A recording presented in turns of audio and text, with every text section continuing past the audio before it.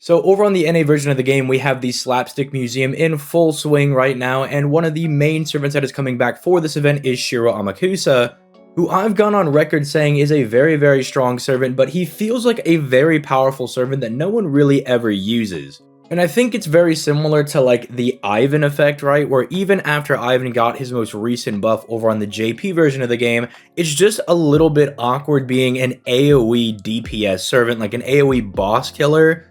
Because most bosses are single target, you want one guy that can do a lot more damage with a single target NP, and the AoE never really comes up. So I think that might be why he doesn't see as much usage, right? It also might be because Amakusa is also a ruler, which is more of a defensive class as opposed to being an offensive class like, say, a berserker or something, because they take that half damage from pretty much everybody. And so aside from moon cancers, it might be a little awkward using them as a DPS, but Amakusa is still very, very strong. I think something they could do in the future to maybe help him out just a little bit is maybe slap on like a special damage mod on his NP or something, or rebuff one of the skills and add that there, because that could really help make up for the fact that he's not really getting type advantage against anybody, at least offensive type advantage. But before we start diving into his kit, if you have not already, make sure you leave a like on the video and you subscribe to the channel for that sweet, sweet daily FGO content. Also, make sure you peep those links down in the description down below. Primarily, peep that Twitch link, where every weekday I go live at around 6 p.m. Eastern Standard Time, usually playing FGO, but I'm kind of branching out into some other games. I'm trying out Arknights a little bit. And so if you want to see me play that live, make sure you peep those down in the description down below. But with all that being said, and without further ado, let's start diving into Amakusa's kit, starting off with his hits. And yeah, he's a very early servant, so you can see that his hits are a little bit awkward here, except for that extra attack. I have no idea what's going on over there. They gave him 7 hits, but you know we like to see that. Because if you're uninitiated, and I haven't said it in quite a while, the extra attack is a composite card that gen stars NP and does big boy damage. And because he actually does have 7 hits on it, and his natural NP gain is 0.86%, you can get a little bit of extra mileage out of this bad boy. At least in regards to genning NP, Star Gen's not going to be like all that crazy, but even then, if you're going to be refunding his NP, this guy's got you covered on like 3 different ways, right? He's got so much going for him when it comes to refunding NP on top of his naturally high NP gain. If you're able to crit on either of those 2 arts cards, which you're going to kind of need to do, because even though our natural NP gain is really high, our hits are very low, so we're going to be really reliant on getting crits to really do some refund. But again, we've got like 3 different skills that are buffing our NP gain in some capacity, so we're probably going to be fine in that department.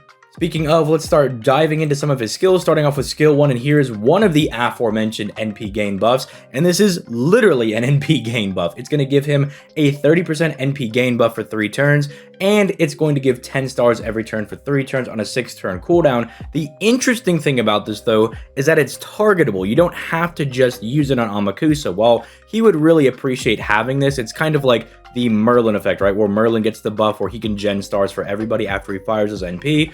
But if they get taken out, you know, you lose that star gen and that refunding buff. I think it's really good to give it to Amakusa because he's a ruler, he's naturally very tanky, but let's say your Amakusa is about to get destroyed by something. I don't know, he's got like 2 HP left and you got this buff coming back up. You could toss this over to, say, like your Koyenskaya when she comes out. Obviously, she's not out right now in NA, but when she does, you could toss it on over to her. You could give it to your Merlin, give it to a waiver, just toss it off to somebody else, and they could still enjoy some of these benefits even after, you know, he's defeated.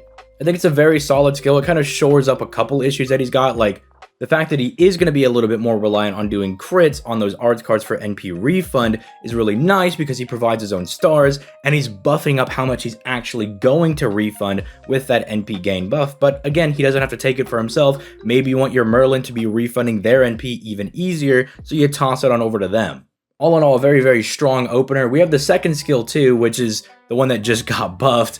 I kind of just did a video talking about this like yesterday, so I'm not going to go too in depth on this one, but yeah, reducing an enemy's NP gauge by 1 is insane.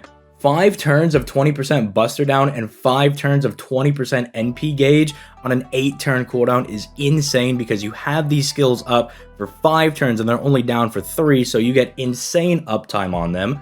And then you also get a 20% battery to give him some immediate viability in getting to his NP.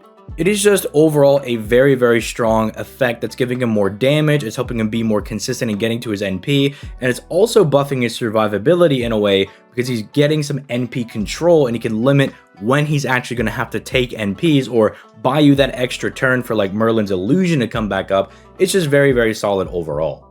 Then lastly, let's talk about his third and final skill, which I don't feel like people talk about enough because I really like the bound that is on this third skill over here. It is basically functionally going to be a stun, but it bypasses the servant's own stun resistances. So even if they're like immune to stun, you can still smack them with this because technically it's not a stun, it's bound. So that's really interesting. It can let you bypass some really awkward enemies or kind of make a couple of fights a bit easier. And again, he doesn't have any main survivability like invincibility or a dodge or anything, but Amakusa's survivability comes in the fact that he can bound an enemy servant, he can reduce their NP, and he's very naturally bulky because he is a ruler. So all of those things kind of give him some type of survivability while not having main survivability. And I kind of like the way that's played out because if you're using with like say Merlin, right? Merlin's got an AoE nope skill and being able to give the entire party invincibility. So they're like, you know, he doesn't really need like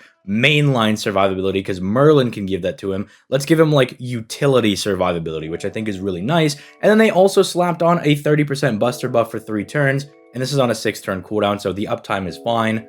He does really need this, and I guess that's the most unfortunate aspect about Amakusa's third skill. As much as I think that the bound is really cool, you're really going to need to pop this to get that buster buff, because Amakusa's attack stat is really low. You'll notice that he's not really doing a lot of damage. Like, his damage is, I guess, fine as an AoE servant, but it's nothing super exceptional at, like, NP1, because his attack stat is real low. And so some of the times you might find yourself kind of wasting this third skill to just get the buster buff instead of using it for the bound, but I think that's still the better way to do it anyways. Like, if you can lock the enemy servant down, that's great, but you really do want to pop this for the buster buff, especially because they gave him buster down on his second skill, so it really lets you capitalize on the buster damage you're going to be doing. Speaking of buster damage, let's talk about his NP. Now, there's really nothing important about this NP aside from that first effect. We don't care about the critical attack chance for 3 turns. Sure, it gives him yet another, like, technical form of survivability in that, like, oh, if I'm not getting crit as often, then I'm not going to die as fast. But who cares about that? What we like is that this is an AoE NP that yeets off everybody's buffs. And I like that I made the Ivan comparison earlier on in the video because this is very similar to something that Ivan does on a skill. And while it is really good because you can almost permanently deny the boss from having any buffs, because Amakusa is really good at getting to his NP, plus like people like Merlin giving passive NP every single turn, giving a battery. If you got Waver, you've got extra battery. Koyanskaya comes out, she gives you a 50% battery. You know, really good at getting to his NP. Passive NP regen, NP gain is naturally going to be really, really high. The problem is that you would really want to take advantage of this on an AoE because you're yeeting everybody's buffs off of them, but most boss fights in the game are just one dude. Like, you're fighting one enemy, maybe 2, right? You're never really fighting like 3 guys, like all lined up together, where you can really get like maximum value out of this. And if you're gonna go fight a single target enemy, you're gonna want to bring a single target servant, right? So you can get more damage out of it. There's very rare exceptions where like an AoE servant is so good that you want to bring them up against bosses, like say Gilgamesh comes to mind, right? Where Gilgamesh can do single target damage as an AoE against everybody that's weak to Enema Elish, which is like most of the servants in the game. So like he's an exception for that rule, but Amakusa, that's why I'm saying like if they just give him like a special damage mod or something, they tack that on here, like if they rebuff the NP, not only does that give that a little bit of extra damage, so his damage would look fine, it'd look a little bit better for that lower attack set that he's got, but let's say we even just give him like a 50% special damage mod against like good and evil enemies, right? Like they're 2 separate procs, that could be really interesting. Something along those lines, or, you know, a 150% special damage mod just straight up against like chaotic enemies or evil enemies, or just something along those lines, I think could be really nice, because it would kind of give him that same edge that AoE characters like Gilgamesh have, that you can bring them to single target fights, because under the right conditions where they're proccing their damage mod, they can do really good damage. They can compete with some of the single target guys. And I think that's the biggest weakness that he has going for him, because he has a really strong kit, but he doesn't have that that last little thing that just pushes him over the edge, and I think the damage mod is what he needs right there. There's also notably no crit buffs on Amakusa anywhere. Like, he can refund the stars, and that's really nice and all, but he can't really take advantage of the crits himself.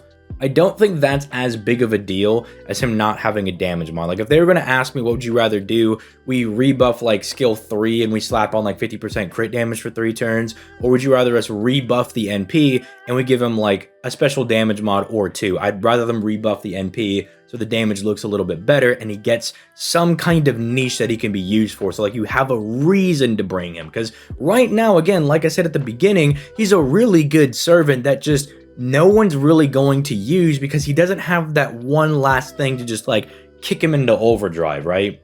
He's missing that one little thing that just gives you the reason to break him out and use him up against certain bosses, right? Like, keep in mind there's people like, say, Yugioh, right, that people will still bring to bosses because she at least has, like, the anti-mail thing, right? Or you might bring Tesla for his damage mods, right? Even though he's an AoE, you could still bring him for that if you've got him, obviously. But I don't know. I want to hear what you guys think in the comments down below. What would you give Amakusa to kind of make him more tantalizing to use? Because I think his kit already is really, really strong. It's just he's missing a reason to bring him, right? There's, like, something that he's lacking that he's going to need, and I think it's a damage mod. That's straight up just what I think it is. But with all that being said, I'll catch you guys in the next video. Peace, late, guys.